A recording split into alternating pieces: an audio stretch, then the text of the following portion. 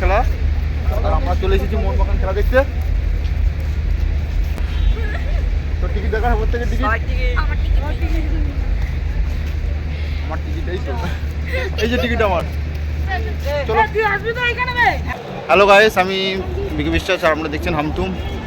আর আজ মোহনবাগান আর হচ্ছে গোয়ার খেলা আছে। আর দেখতে পাচ্ছেন এটা স্টেডিয়ামের ভিতর।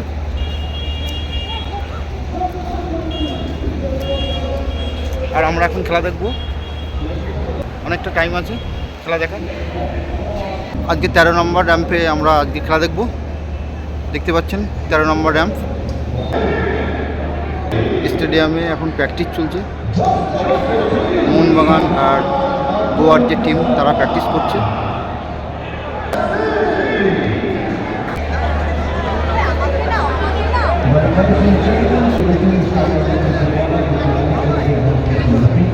দাদাই আজকে কারা জিততে পারে? মোহনবাগান।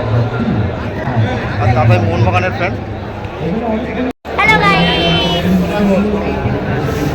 What is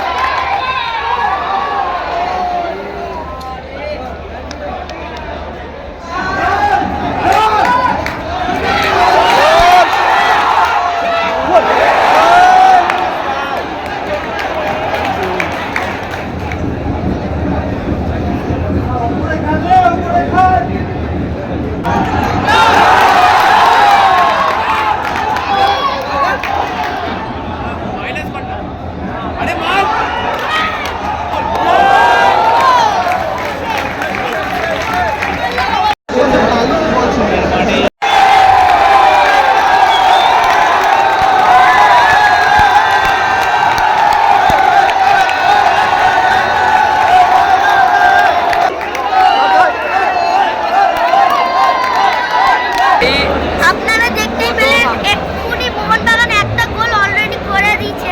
সব ডাইরেক্ট ফ্রি কিক গোল। কিন্তু ফার্স্ট হাফে মোহনবাগান ঠিকঠাক করে অ্যাটাকিং অত ভালো করেনি। ওরা অলরেডি 3 গোল পেয়ে দিচ্ছে, আমাদের 1 গোল, এখনো 2 গোল দিয়ে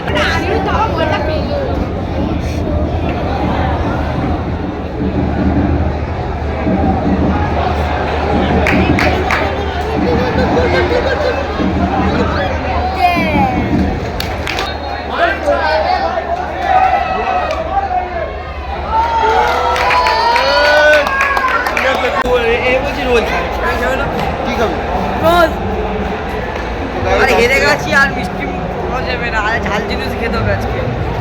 পানিশমেন্ট। মোহনবাগান হেরে গেল, আটকালো তো তাতে কি বলবি? 4-1। সবাই ঝাল দাও খাবে আজকে।